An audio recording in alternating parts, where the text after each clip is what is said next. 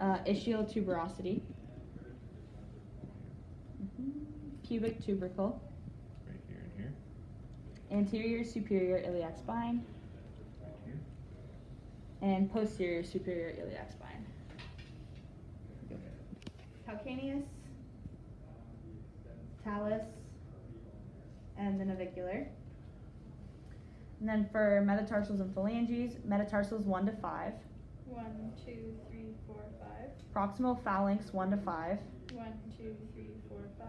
Distal phalanx 1 to 5. 1, 2, 3, 4, 5. And intermediate phalanx 2 to 5. 2, 3, 4, 5. Medial tibial plateau and lateral tibial plateau. Tibial tuberosity, shaft of the tibia, and the medial malleolus. So then onto the fibula. You have the head of the fibula, the articular surface, the neck of the fibula, and the shaft, and then the lateral malleolus. Greater trochanter and lesser trochanter. Here. All right. Adductor tubercle, Right here. On the back side of it. medial epicondyle and lateral epicondyle. Patellar surface with the apex and the base. Linea aspera, Right here. medial supracondylar line and lateral supracondylar line. Patella, tibia, fibula, tarsal bones, metatarsals, and phalanges. Medial collateral ligament, lateral collateral ligament, Right here. lateral anterior talofibular ligament, Right here. and the posterior talofibular ligament, calcaneofibular ligament, deltoid ligament, and plantar fascia. So all bottom here from right here. Tibiofemoral joint, superior tibiofemoral joint, inferior tibiofemoral joint, talocrural joint, subtalar joint, metatarsophalangeal joints 1 through 5, 1, 2, 3, 4, 5. proximal interphalangeal joints 2 through 5, 2, 3, 4, 5. distal interphalangeal joints 2 through 5, 2, 3, 4, 5. and the interphalangeal joint. 1. Alright, so the gluteus maximus it originates at the ilium, the sacrum, and the coccyx, and it inserts at the IT band and the femur. And then its action is to extension, mainly when running or climbing, and can also assist with lateral rotation of going like this. And then the gluteus medius originates at the ilium, and then it inserts at the lateral surface of the greater trochanter. Its action is to abduct and medially rotate lower limb. And then the gluteus minimus is underneath, which runs anterior to the body, and the IT band, which runs down the lower leg. So the IT band runs down side of the leg. And then the piriformis originates at the sacrum. It inserts at the superior trochanter of femur. And then its action is to lateral rotate of hip joint. And abduct the thigh when hip is flexed. Assist stability with head of femur. And then the iliopsoas consists of. Sorry.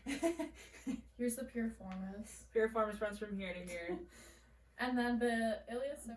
So the iliopsoas consists of two muscles. It's the psoas major and the iliacus muscle.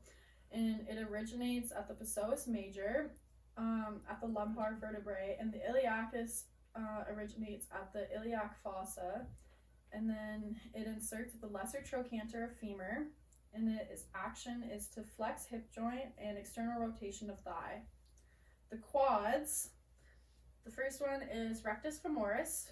It originates at the ilium, anterior inferior iliac spine, It inserts at the base of the patella, and its action is to extend knee and flex thigh. The vastus lateralis, there's 5 origins. 2 is the upper intertrochanteric line, the base of the greater trochanter, and it inserts at the tibial tubercle. Its action is to extend the knee. The vastus medialis, there's 4 origins. The 2 that we decided to include is the lower intertrochanteric line and the medial linea aspiria, and it inserts at the patella in the tibial tuberosity, and its action is to extend the knee. Okay, you can stop. So the last quadricep is the vastus intermedius, which is located under the rectus femoris. And then now we're on to hamstrings. So the first one is the semitendinosus. Other way around, semitendinosus. Semitendinosus, which is the first one. Anyways, keep going. Anyways, so it originates mainly from the medial tendon of the long head of biceps femoris. Just tell me where to turn. This means And it inserts at the upper medial tibia. The action is to extend thigh at hips, flex the leg at the knee, and internal rotation of knee when knee flex. The semimembranosus originates at the ischial tuberosity. It inserts at the medial tibial condyle, and its action is to hip extend, knee flex, internal rotation of knee when flexed. And then the biceps femoris long head, it originates at the ischial tuberosity, inserts at the lateral fibular head, and its action is to flex the knee, extend hip, lateral rotates when knee slightly flexed, lateral rotation of knee when hip extended. And the biceps femoris short head originates at the linea aspiria, lateral supracondylar line, and inserts at the fibula lateral condyle of tibia. And its action is to flex the knee, lateral rotates when knee slightly flexed. And the tibialis anterior originates at the lateral condyle tibia and inserts at the base of the first metatarsal bone, which is down here. And the action is to invert the foot and adduct foot and dorsiflexion. The fibularis longus, and then the fibularis brevis. It's down here. Can you see that? Okay. Okay. And then the gastrocnemius medial head This one right here. Yeah.